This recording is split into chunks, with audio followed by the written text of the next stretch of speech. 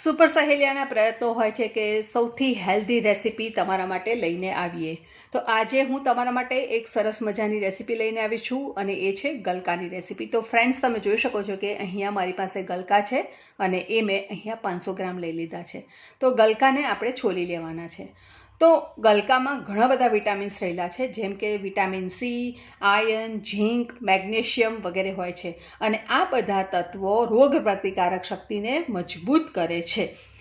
તો જો આ રોગ પ્રતિકારક શક્તિ આપણા બોડીની મજબૂત થતી હોય તો શા માટે આપણે ગલકા ન ખાવા જોઈએ? અને એમાં પણ ઉનાળામાં ખાસ કરીને ગલકાનું સેવન કરવું જ જોઈએ, કેમ કે ગરમીમાં ગલકા આપણા હેલ્થ માટે ખૂબ જ હેલ્ધી છે. તો ગલકાને છોલ્યા બાદ આપણે એને વચ્ચેથી કટ કરી લેવાનું અને ચાખી લેવાનું.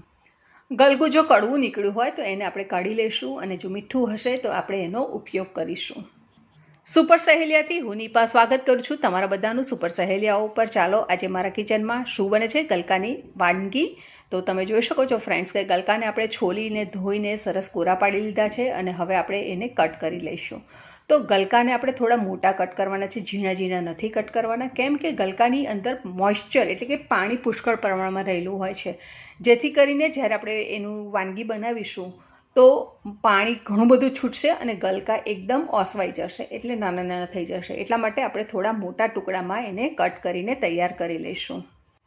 તો ગલકાના બીજા પણ ઘણા ફાયદા છે. કમળામાં ગેસ થયો હોય તો, માથાના રોગો થયા હોય, આપણને કંઈ વાગ્યું હોય તો, પેટના રોગો હોય, સૂકી ખાંસી હોય, અસ્થમા હોય, એવા ઘણા બધા રોગોમાં ખૂબ જ ઉપયોગી બની રહે છે. તો હવે આપણે એક ખલદસ્તો લઈશું, એની અંદર 1/2 ટીસ્પૂન જીરું ઉમેરી લઈશું. અહીંયા મેં 6 કળી લસણ લીધું છે, થોડી મોટી છે એટલા માટે, નાની હોય તો તમે 8 કળી લઈ શકો છો. અને કશ્મીરી લાલ મરચું પાવડર લીધું છે, જે આપણે 1 ટીસ્પૂન ઉમેરવાનું છે. કશ્મીરી મરચુંનો મેં ખાસ કરીને અહીંયા ઉપયોગ કર્યો છે, જેથી કરીને શાકનો લાલ ચટાક કલર ખૂબ સરસ આવશે અને જોઈને ખાવાનું મન થઈ જશે. તો આપણે હવે આ ચટણીને વાટીને તૈયાર કરી લઈશું. તો ફ્રેન્ડ્સ, તમે જોઈ શકો છો કે ચટણી સરસ રીતે વટાઈ ગઈ છે, તો આપણે એને કાઢી લઈશું. તો ફ્રેન્ડ્સ, ગલકાના ફાયદા તો મેં તમને બતાવ્યા, પણ ગલકાના ફાયદાની સાથે સાથે આયુર્વેદમાં ગલકાને એક ઔષધ તરીકે પણ ઉલ્લેખ કરવામાં આવ્યો છે. એટલે તમે વિચારી શકો છો કે ગલકું કેટલું હેલ્ધી છે.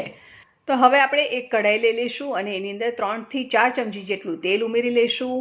5 ચમચી જેટલી રાઈ અને 5 ચમચી જેટલું જીરું ઉમેરી લઈશું. અને રાઈ અને જીરું સરસ રીતે ફૂટી જાય અથવા તો લાલ થઈ જાય ત્યારબાદ આપણે એની અંદર ઉમેરી લઈશું 5 ચમચી જેટલી હિંગ. હિંગ પણ ખાસ આપણા બોડી માટે ઉપયોગી છે. અને ત્યારબાદ આપણે એને અંદર ઉમેરી લઈશું લસણની જે ચટણી વાટીને રાખી હતી તે, અને ગેસની ફ્લેમને ધીમી કરી દઈશું, જેથી કરીને લસણ બળી ન જાય અને સરસ રીતે શેકાઈ જાય. તો લગભગ આપણે અડધીથી પોણી મિનિટ માટે એને સરસ રીતે શેકી લેવાનું છે, જેથી કરીને લસણનો સરસ ટેસ્ટ શાકની અંદર આવી જશે. અને ત્યારબાદ આપણે એની અંદર ઉમેરી લઈશું હળદર. તો અહીંયા લગભગ આપણે 5 ચમચી જેટલી હળદર ઉમેરી લેવાની છે. અને ત્યારબાદ આપણે જે ગલકાને સુધારી રાખેલા હતા તે ગલકાને અંદર ઉમેરી લેવાના છે. તો ફ્રેન્ડ્સ, અહીંયા સુધીનો જો વિડીયો ગમ્યો હોય તો વિડીયોને ચોક્કસ લાઇક કરો, ચેનલને સબસ્ક્રાઇબ કરી બાજુમાં આવેલા બેલ આઇકોનને પ્રેસ કરો, સાથે ઓલ નોટિફિકેશન બટન પ્રેસ કરો, જેથી કરીને તમને નવા વિડીયો જે આવે તે તમે જોઈ શકો. ઉમેરી લીધું છે આપણે સ્વાદ પ્રમાણે મીઠું, અથવા તો મેં અહીંયા લગભગ પોણી ચમચી જેટલું મીઠું ઉમેર્યું છે. હવે આપણે ગલકાને સરસ રીતે મિક્સ કરી લઈશું. અને આપણે બિલકુલ પાણી ઉમેરવાનું નથી, કેમ કે ગલકાની અંદર ખૂબ પ્રમાણમાં પાણી રહેલું હોય છે અને એ જ્યારે કૂક થશે ત્યારે એ પાણીને રિલીઝ કરશે અને એમાંથી જ એક સરસ મજાની ગ્રેવી બનીને તૈયાર થઈ જશે.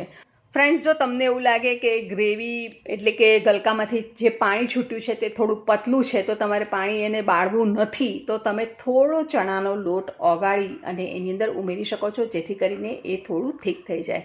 પણ હું અત્યારે એવું નથી કરી રહી અને ઢાંકીને લગભગ આપણે 7 થી 8 મિનિટ માટે કૂક કરી લીધું છે. તો આપણા ગલકા સરસ રીતે બફાઈ ગયા છે, એટલે કે ચડી ગયા છે, અને આપણે ચેક કરીએ છીએ તો એ સરસ રીતે તૂટી પણ રહ્યા છે. તો આ શાક તૈયાર ઓલમોસ્ટ થઈ ગયું છે, પણ હવે આપણે એની અંદર બાકીના બીજા મસાલા પણ કરવાના છે. અને એ એક ઇન્ગ્રેડિયન્ટ એવું આપણે અંદર ઉમેરવાના છે જે એકદમ મેજિકનું કામ કરશે. તો અહીંયા આપણે સૌથી પહેલાં 1 ટેબલસ્પૂન જેટલું ધાણા જીરું ઉમેરી લઈશું અને એને સારી રીતે મિક્સ કરી લઈશું. આ લેવલે તમને એવું લાગે કે મારે થોડું લીલું મરચું પણ ખાવું છે, તો તમે લીલું મરચુંની પેસ્ટ અને આદુની પેસ્ટ પણ ઉમેરી શકો છો. Test is yours. તમારા ટેસ્ટ પ્રમાણે તમે અંદર મસાલા કરી શકો છો. હવે આપણે ઉમેરી રહ્યા છે એની અંદર 3 ટેબલ સ્પૂન જેટલું દહીં. દહીંને આપણે બીટરથી બીટ કરી લીધું છે અને એને અત્યારે મેં ઉમેરી લીધું છે. અને આ દહીં ઉમેરવાથી શાકનો ટેસ્ટ 4 ગણો વધી જશે એની મારી ખાતરી છે. તમને ચોક્કસ આ શાક ભાવશે જ. એકવાર તમારા ઘરે ચોક્કસ આ શાક બનાવો અને કેવું બન્યું મને ચોક્કસ કોમેન્ટ બોક્સમાં લખીને જણાવો.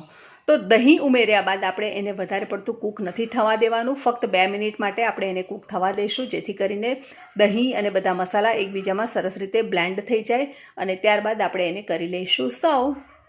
તો ફ્રેન્ડ્સ, આ રેસીપી ખૂબ જ હેલ્ધી છે અને ઉનાળામાં ખાસ એને આરોગવી જ જોઈએ. અને આ રેસીપીને આપણે જુવારના રોટલા સાથે કે પછી ભાખરી સાથે કે પછી તમે પરોઠા સાથે પણ એન્જોય કરી શકો છો. અને સૌથી બેસ્ટ કોમ્બિનેશન છે ખીચડી સાથે.